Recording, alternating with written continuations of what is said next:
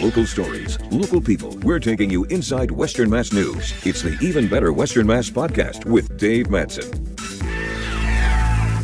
Welcome to this week's edition of the Even Better Western Mass podcast. Hope you're doing well wherever you are in the middle of August here. My guest this week is Ashley Tresoline, the founder and owner of Bella Foodie. Ashley has spent years learning healthy cooking alternatives. She and I focus on the importance of diet to your overall health and well-being and building your resistance to fighting COVID-19. We've heard that the people most susceptible to COVID-19 are those with pre-existing conditions such as heart disease and diabetes, plus being overweight. As I found out, you don't have to make drastic changes to improve your diet. Here's my conversation with Ashley. Ashley, thanks for being on the Even Better Western Mass podcast. Why don't we start by talking about what you do, because I know food and healthy eating is your business. It is. I'm a personal chef mostly, but I'm also a food educator and teacher, and all around just want to share all my food knowledge with the world. I teach kids cooking classes, adult cooking classes, and seminars to help people be healthy in this crazy world we live in. Now, one of the things we're talking about in this COVID-19 crisis and everything else, that more and more people are eating at home now. It's Yes. something I really didn't think about beforehand, but it's true. We're home pretty much now. It's a little bit easier now, but 24/7. Yeah, we really are. And we still have more freedom right now because things are opened up. But the reality is not everyone has thought about the whole, we have to make 3 meals a day for our family, for ourselves. What do we do? Well, I help educate people on how to stock their pantry, how to prepare meals, how to meal prep, how to make interesting things for their kids, how to stock a healthy pantry. You can stock your pantry, but it doesn't necessarily mean that you have things to make a meal out of. I suppose it's one of those things too that, in this day and age with both parents working, or if a single family home they're working, there's meals kind of fall on the back burner and they rely on takeout and different things like that for their meals every day. And that's not always the healthiest way to go. It's not. And I mean, we're always running around, whether we are home like we are now or before. People would rely on takeout options, drive-throughs. Yes, it is a great treat every now and then, and I always like to go out to dinner every once in a while as a treat. But the reality is that we need to stay healthy. If we're not healthy and we're not aware of what's going inside our bodies, we can look so healthy on the outside, but the inside is where we need to start. We need to be healthy from the inside out, and the food that we put in is what helps our skin, what helps our sleep, what helps even our mood. Even with everything going on, our mental health is something we're not paying attention to. And people don't realize that food and hydration play a part in that too. I think that's been brought even more to light with COVID-19. The fact that, one of the things we heard at the beginning of this was that as a whole, Americans are very susceptible to the coronavirus because, of our diets and related diseases caused by that. That is very, very true. People don't think that, everyone was very sad and upset, and we still are. We're very upset with everything that's going on in the world these days. But alcohol, lack of sleep, anxiety, mental health, if you're not staying hydrated, people think, drinking water, it's so simple. But that can cause mood shifts in you. It can cause depression. It can cause sleep problems, blood pressure issues, all of that from just simply not drinking enough water. Is that even more important as you grow older too? I find too that, my blood pressure is a little high, so I'm on medication. That in the past, I've never been one who's very, very good about staying hydrated, but I find whether it's playing golf or being outside working, I need that more and more. And I know you can overhydrate, but it just seems like there could never be enough, especially in weather like this.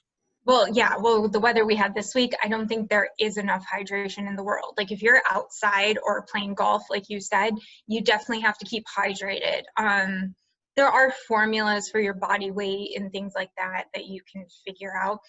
But ideally, the 8 glasses of water a day kind of theory. Or if you look at it this way, drink a glass of water every hour and a half or so to stay hydrated. And things like coffee and alcohol in this weather actually goes backwards. It'll dehydrate us. It is probably more important for people who are getting a little bit older and those, again, who are more susceptible to COVID-19. You can actually eat your hydration if you want it. Mm-hmm. You can start with like berries and watermelon and cucumbers. You can always incorporate more of those things to keep you hydrated into your diet if you're not great with drinking. So the more vegetables and fruit that are more water-based, even lettuces and some greens. Let's talk about the impact of diet on your overall health. And just reading these numbers from the Centers for Disease Control and Prevention. This is a report based on confirmed COVID-19 cases in the United States between mid-February and the end of March. It found that people with heart disease, diabetes, and chronic lung disease are at higher risk for severe COVID-19. Now, given the fact that this doesn't seem to be going away, this makes it even more important now than ever before to really pay attention to your diet. Yeah, it really is. I mean, obviously it's not going to stop you from getting COVID if you do things that, or you come in contact with someone that does. But if we can strengthen our immune system, think about all the things that we can do to keep us healthy. Think of it as a way of preventative medicine. It's preventative. Like you take vitamins to stay healthy, or you go for your yearly checkup. Eating well is your preventative medicine for your immune system. Now, when we talk about eating well, I mean, we all have bad habits like those potato chips or different things like that. Yeah, I have a chocolate habit. Yeah, well, that dark chocolate's good, right? Yes, it is. And I'm very mindful of how much I have. But yeah, I have a dark chocolate habit. Let's talk about that. I'm guessing it's never too late to change your diet and change your eating habits. And are we talking about drastic changes or just, for most people, maybe just modifications? Honestly, it's just modifications. You don't have to give up everything completely. You need to make sure you're eating your greens. You need to make sure you're eating fruits, vegetables. The reality is nobody's going to get in the recommended fruits and veggies servings a day. Have you ever heard the saying, eat the rainbow? Mm-hmm. So basically, the more colorful your plate is, the better you are. And be creative. Like I made ice pops the other day with fruit purees that were sweetened with local honey. Local honey is good for your allergies, and that helps your immune system as well. So I took summer fruit, blended it up. I stayed cool, I stayed hydrated, and I got 2 servings of fruits and veggies in it. Let's talk about the impact of your diet on different parts, like your heart, on Yes. your kidneys, on your lungs, and on your brain, to your brain in some respects too. When you're talking about depression and things like that, and just your overall mood. Well, if you're not nourishing your body in the right way, eating the right foods, I mean, broccoli, leafy greens, they're all things that help your cells and your nerves regenerate and help your neural pathways. There's plenty of foods that help with all kinds of other things, like your kidneys process things. If you're not eating things that can flush out stuff in your body isn't processing things right. And like fats from food, like if you eat too many potato chips, your body, that's how we end up with high cholesterol, because you're not eating the cruciferous vegetables that help flush it through your system, or drink enough water that help. You said about blood pressure, people take blood pressure medication. Well, drinking plenty of water also helps your body metabolize medication as well, and to get to all the parts you need. Okay, let's talk about the foods we should avoid. The stuff that really are toxins for our bodies, no matter what our age. If you ever pick up a package or something, I tell my clients all the time, if you pick up something in the grocery store and it looks like the words on the back of it when you read the ingredients look like cleaning supplies and you cannot pronounce it, you should not be buying it. You want to stick to as many unprocessed things as possible, unprocessed sugars. We don't want anything processed. Anything that has unbleached flour is good. The stuff that, when you see bleached flour, enriched flour, like when you go to buy bread, that means it's been stripped of all its nutrients, and then people have chosen what to add back in. You want to stick to as pure as possible. If you read the ingredients and it's all things you recognize, all like fruits and veggies and, you know, normal things that should be in something, buy that.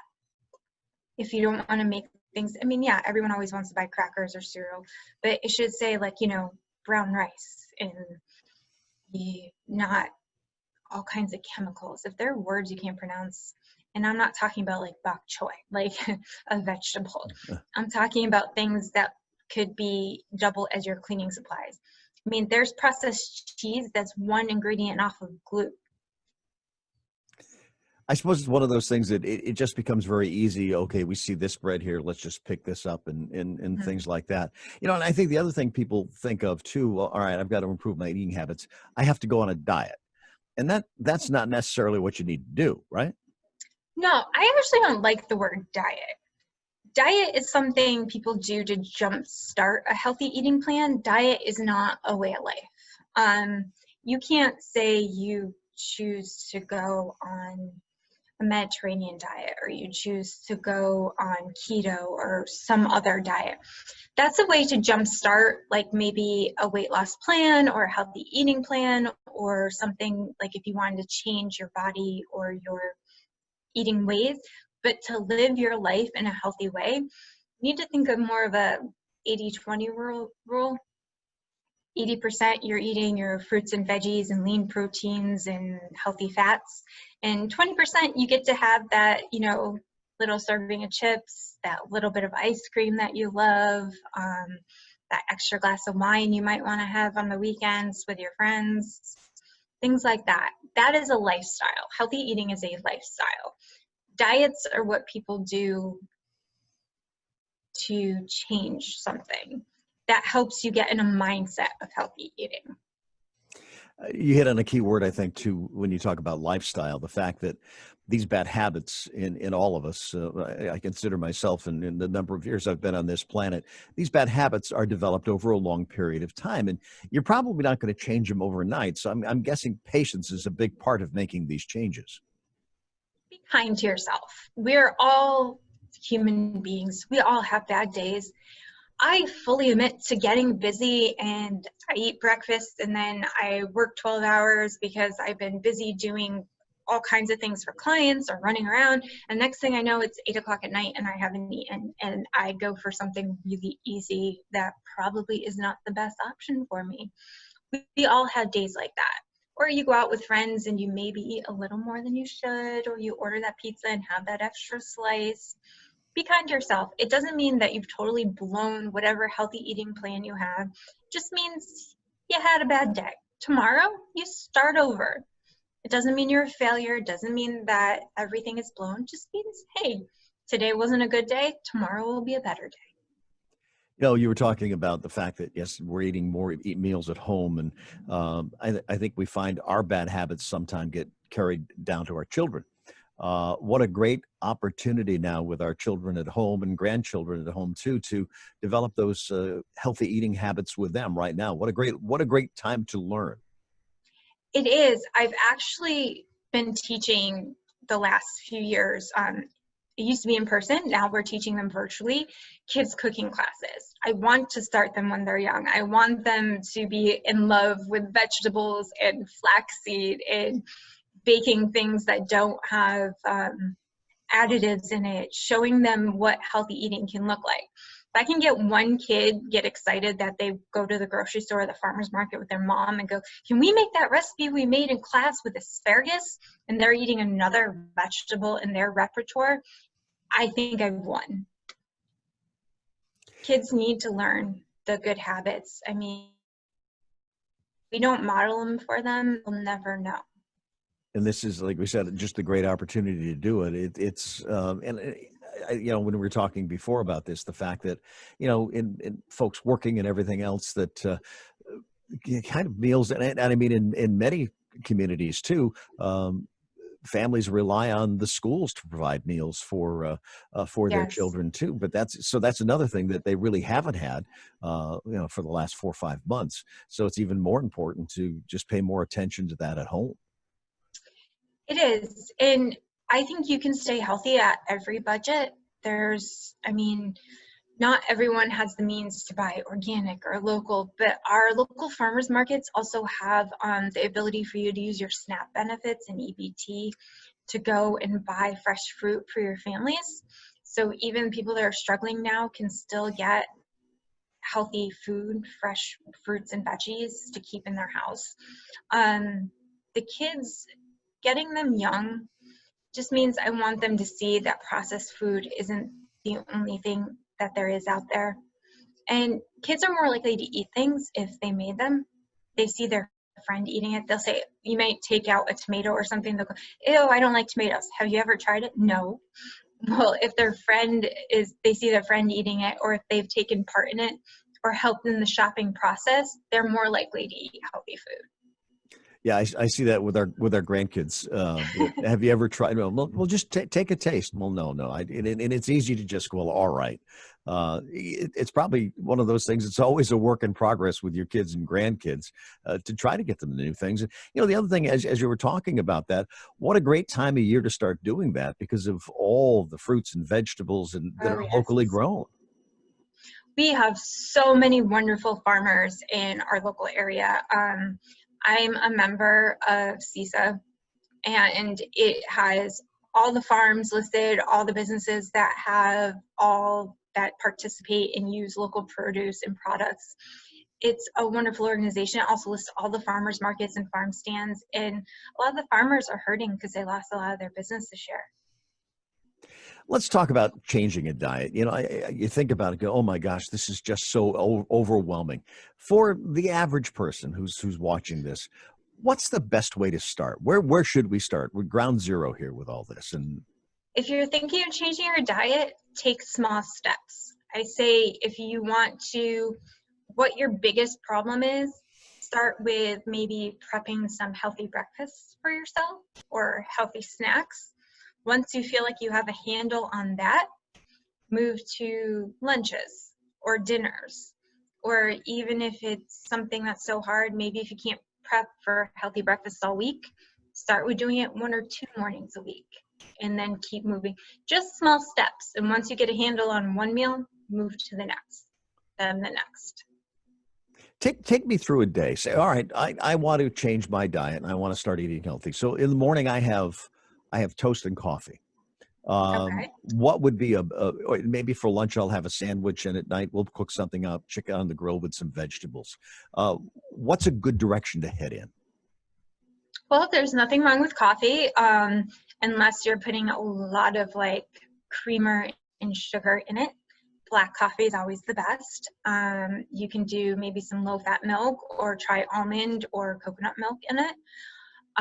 If you're going to do toast in the morning, if you have to have carbs, I would say a whole grain or multigrain bread, and you can maybe add any nut butter on it is really good, or maybe some avocado toast would be a great way to start your day. Me personally, I like smoothies in the morning with some fruit and yogurt and things to get my day going right, because I'm usually so busy, drinking something's the easiest way to go. In the afternoons, if you're going to eat bread in the morning, typically I would say don't do it for lunch. Maybe a nice little salad, or you could keep something in your fridge that you can make. I make things like farro salad or a white bean and green bean salad, and I just make a big bowl of it and leave it in my fridge for a few days, and then that'll be my lunch all week. So you can prep it ahead. You think there are misconceptions about eating healthy? I think many people think, oh, if I have to eat healthy, it's just nothing tastes good, and it doesn't Yes, appeal that to me. is one of the biggest things. And that's Go not the ahead. case. People always think that healthy food is going to taste terrible. I'm like, why? Why do you think, do you think you're going to eat cardboard? I think it's all those years of people eating just plain grilled chicken with no seasoning, or having parents or grandparents that basically cook their vegetables to death and there was like no nutrients or flavor or crunch or anything to them, you can get creative. There's nothing wrong with going to your spice cabinet.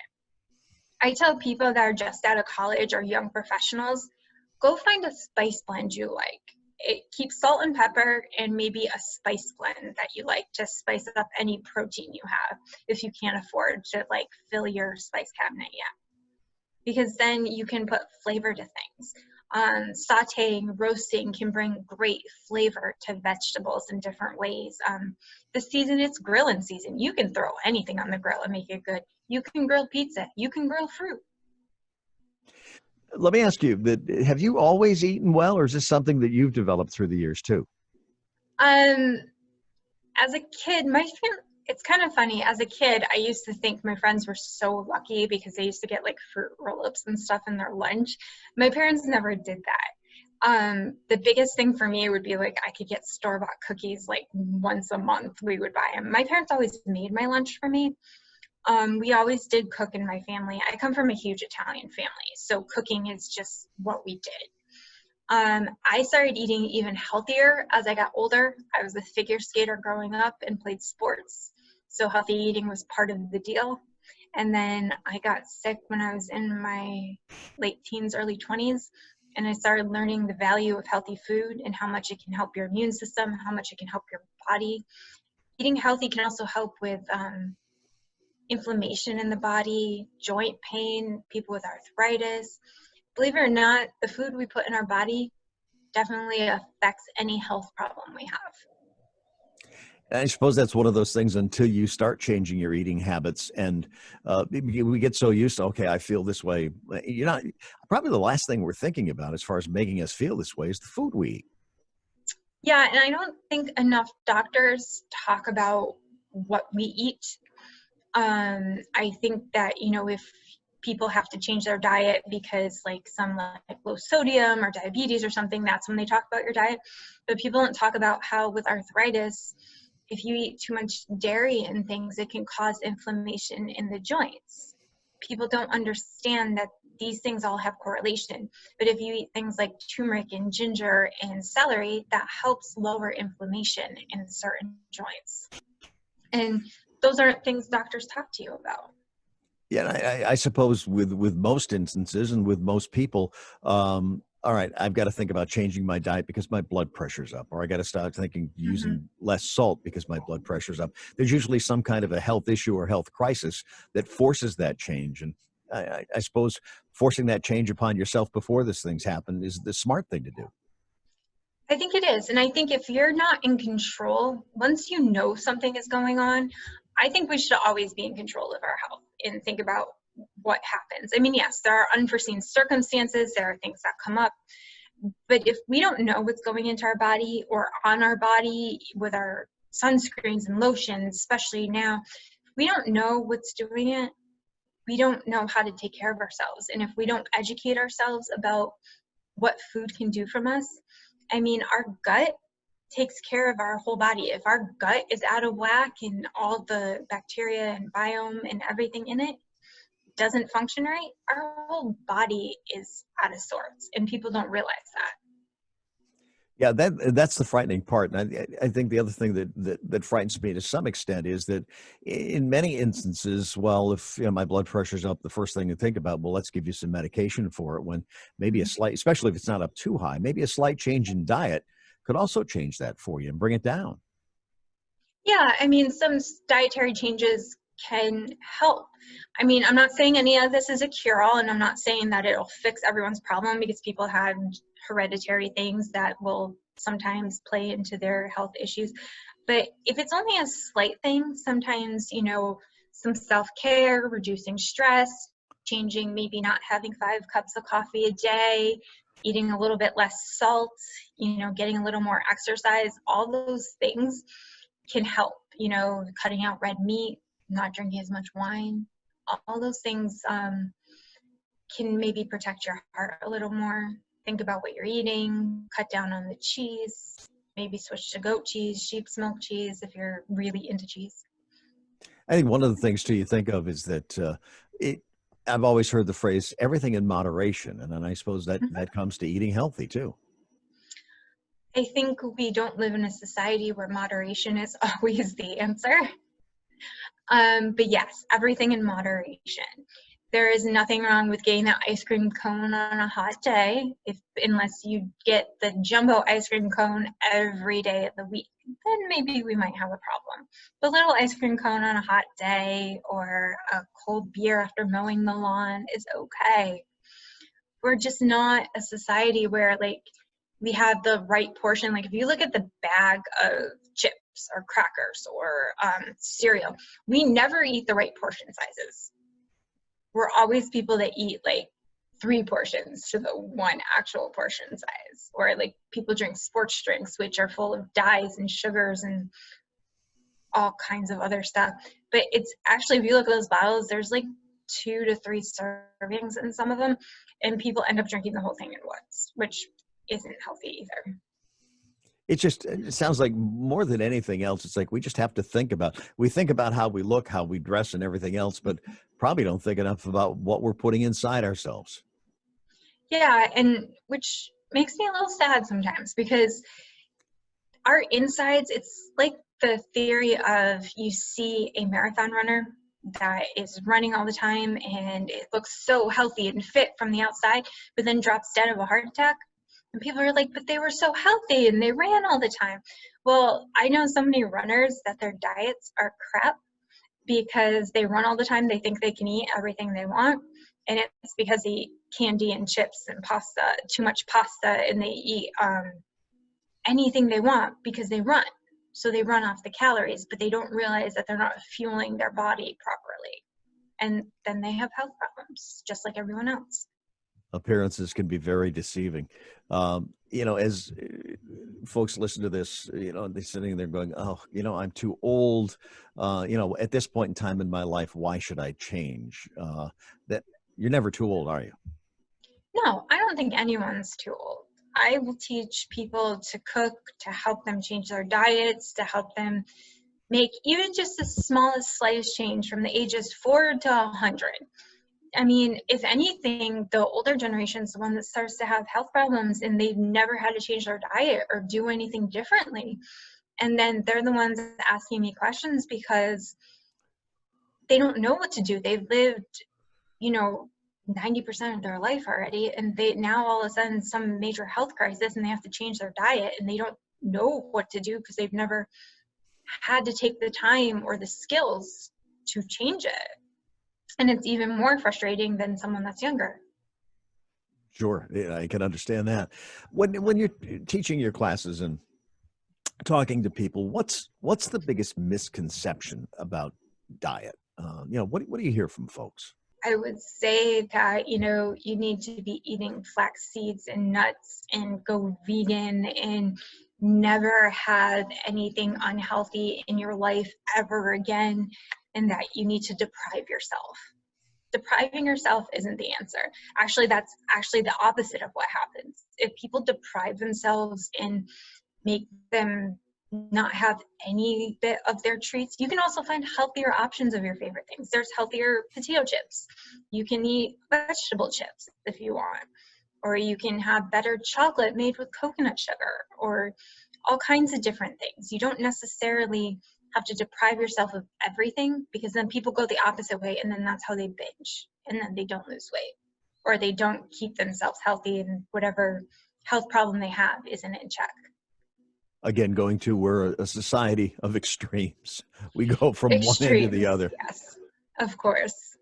Now, people are watching and saying, I can't do this on my own. I'm just overwhelmed by this. How can you help them? Well, I get that a lot. I am here to help you navigate that. We'll work with your healthcare professionals. We'll work with whatever goals you have.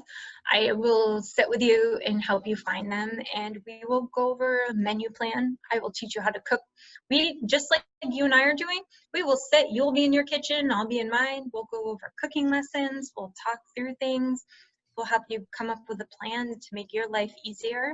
And we'll have some fun. Cooking's supposed to be fun and relaxing and exciting. I think a lot of it is people don't cook because they say they don't have the time. But like you were saying before, we do have the time now. So this is a good time to start doing it. Yeah, I mean, and the worst thing that happens, something doesn't look right. Just because it may not look pretty doesn't mean it won't taste good. It doesn't need to look professional. It just needs to taste good. That's the bottom line with anything. As long as it tastes good and it's good for you, we're heading in the right direction. But I like what you said. The fact is that the misconceptions about diet and everything else and eating healthy. That again, it's educating ourselves about our bodies, and it's probably the thing that's most important to us, but the thing that we pay the least attention to. Yeah, I mean, if we don't have our health or our bodies, I mean, if we don't take care of the one body we have, what do we have? It's the only thing that we can control and help and take care of more than anything in this world. And how are we going to take care of others and help our fellow neighbor or our children or our husbands, wives, family members, grandparents? If we don't take care of ourselves, we can't take care of others. And made even more important to this COVID-19 era, but also the fact that, we're going to enter the flu season and not all that far from now. And all of these things that can help us prevent. It's a pretty simple thing to do when you think about it. Overwhelming if you don't think about it, I guess. But again, as we said, you need to pay attention to it. Yeah, and you just need to break it down little by little. It's not like you have to make an entire lifestyle change overnight and change your whole world and turn it upside down again. You just need to make little changes, even if it means going to bed a half an hour earlier or drinking the extra glass of water or picking a new vegetable to eat at dinner. I guess the other part of this too is these are habits that we've developed over years and years and years, and you're not going to turn it around in 24 hours.